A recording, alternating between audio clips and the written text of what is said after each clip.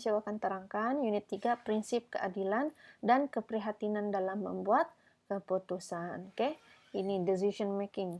Jadi kalau kita membuat keputusan mesti menggunakan prinsip inilah, dua-dua prinsip nih, adil dan juga prihatin. Oke, dalam membuat sesuatu keputusan, dua prinsip perlu diutamakan, yaitu prinsip keadilan dan prinsip keprihatinan. Oke, prinsip keadilan, sikap dan tingkah laku individu dalam hubungan antara manusia, oke, untuk menegakkan kesaksamaan, yaitu keadilan lah, dengan keseimbangan dalam pemikiran, pertuturan, perasaan, dan perlakuan.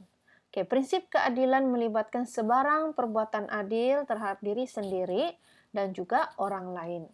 Oke, dalam membuat keputusan untuk sesuatu dilema moral, prinsip keadilan akan digunakan sebagai nilai asas. Oke, kan dalam membuat keputusan tuh yang melibatkan moral tuh, jadi prinsip keadilan ini dia adalah digunakan sebagai nilai asas. Kita rujuk dulu prinsip keadilan itu dalam membuat sebarang keputusan. Oke, contoh bersikap tidak berat sebelah. Oke, pemilihan calon, ini adalah prinsip adil lah.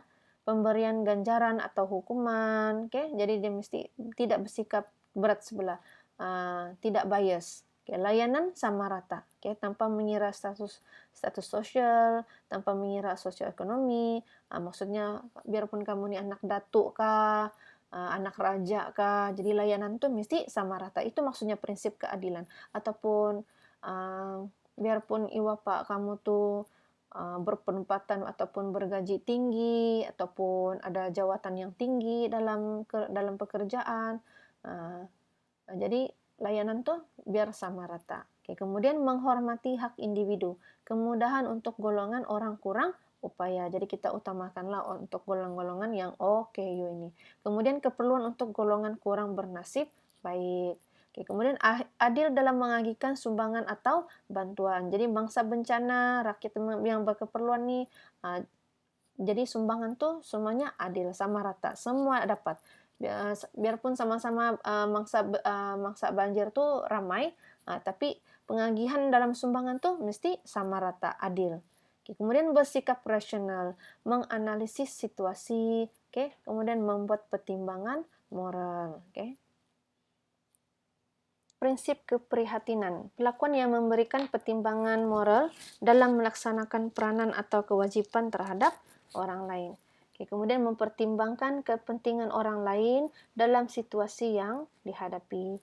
Dalam membuat keputusan untuk suatu situasi berperikemanusiaan, biasanya prinsip keprihatinan akan digunakan sebagai asas ukuran. Jadi kalau membuat keputusan nih yang dalam situasi berperikemanusiaan yang melibatkan human being, biasanya prinsip keprihatinan nih akan digunakan sebagai asas ukuran.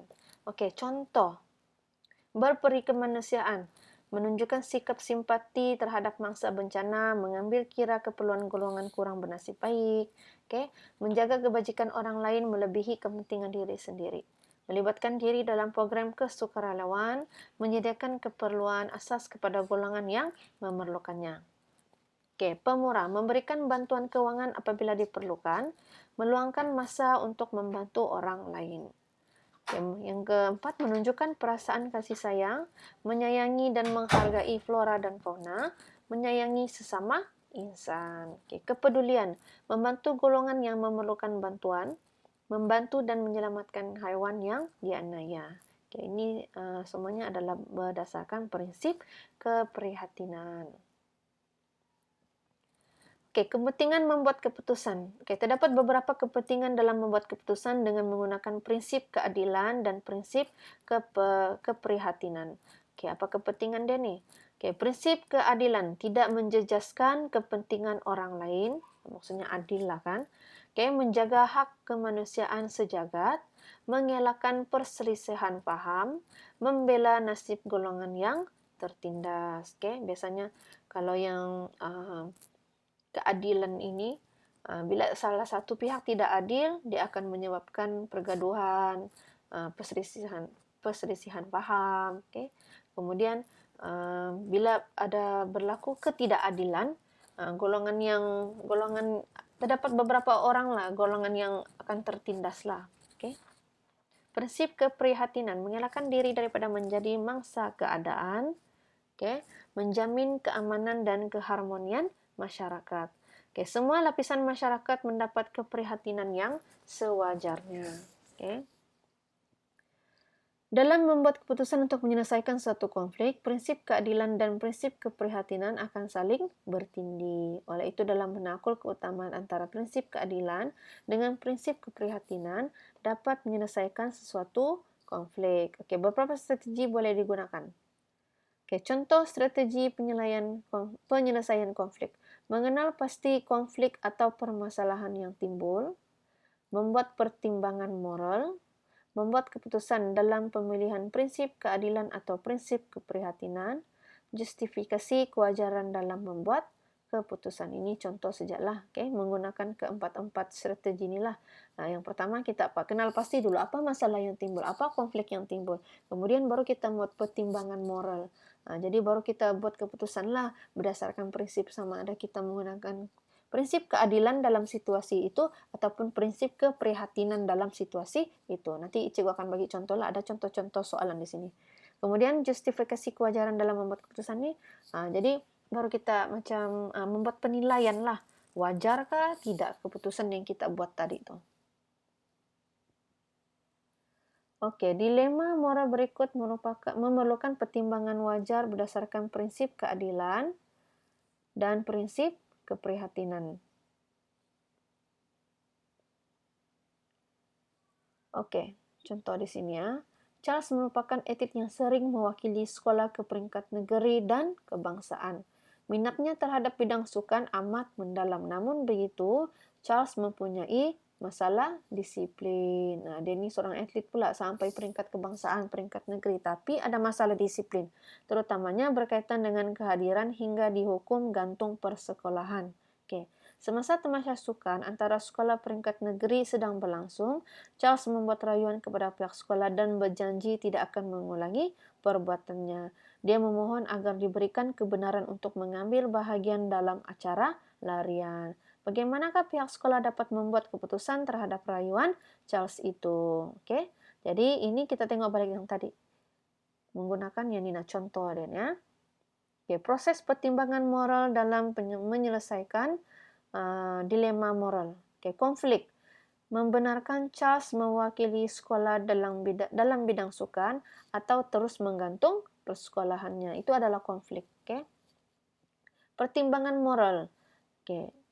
Kalau prinsip keadilan, murid bermasalah tidak boleh mewakili sekolah dalam apa-apa aktiviti. Okay. Mana-mana sekolah pun macam tu. Kalau murid tu bermasalah, terutama masalah disiplin, memang tidak akan dapat mewakili sekolah lah. Sebab kemungkinan bila dia mewakili sekolah, nanti bila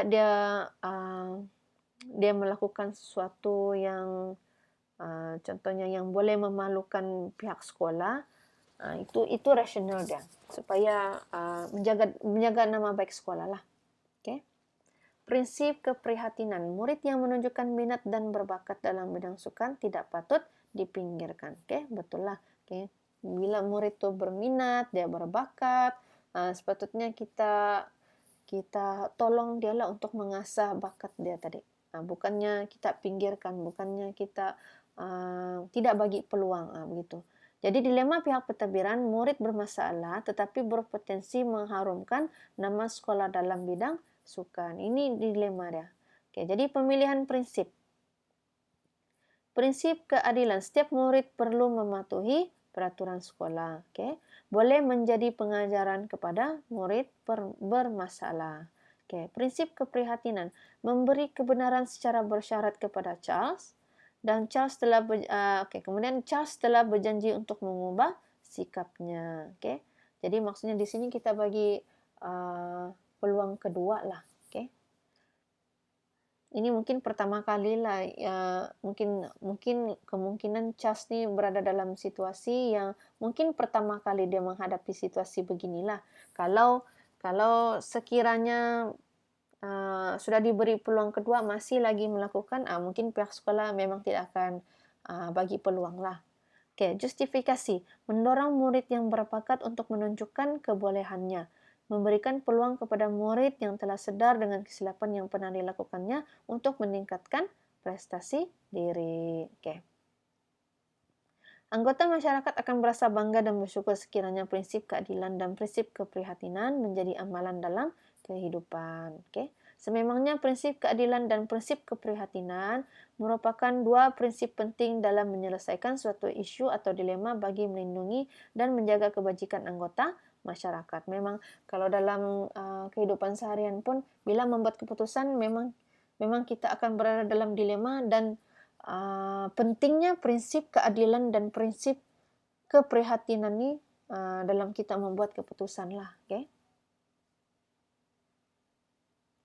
Oke, kamu coba tengok contoh di bawah ni ya. Bincangkan dilema moral di bawah. Kemudian buat keputusan berdasarkan prinsip keadilan atau prinsip keprihatinan. Oke, kita mesti bila membuat keputusan tu mesti ada prinsip adil dan juga mesti ada prinsip prihatin. Jangan terlampau mengikut undang-undang tetapi kita abaikan prinsip keprihatinan tu. Jangan terlampau ataupun jangan kita terlampau prihatin sangat dengan orang, tetapi kita melupakan peraturan ataupun undang-undang. Kita ketepikan peraturan dan undang-undang. Tidak boleh. Jadi dia mesti saling berkait lah. Okay?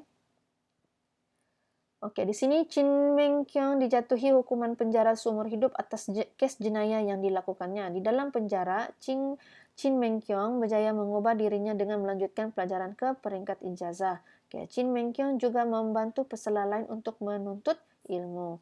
Chin Meng Kiong membuat rayuan untuk dibebaskan karena dia telah insaf dan ingin berbakti kepada masyarakat. Dia juga ingin bersama-sama dengan anggota keluarganya. Oke, jadi dalam tugasan ini nanti, gunakan strategi penyelesaian konflik untuk menyelesaikan dilema moral di atas. Oke, yang pertama, kenal pasti konflik, kemudian buat pertimbangan moral, kemudian buat keputusan dalam pemilihan prinsip, dan justifikasikan kewajaran keputusan. Oke, jadi nanti tugasan kamu kena ikut yang inilah, proses yang ini. Sama yang macam konflik Charles tadi itu yang mewakili sekolah tetapi dia ada masalah disiplin. Okay, tapi untuk tugasan kamu ni dia adalah berkenaan Chin Meng Kiong yang dijatuhi hukuman penjara tetapi dia telah dia berjanji dan dia telah insaf lah katanya dan dia telah menunjukkan dia tu berjaya mengubah dirinya dengan melanjutkan pelajaran peringkat ijazah. Lepas tu dia menunjukkan sikap-sikap yang baiklah dengan membantu pesalah-pesalah lain. Okay.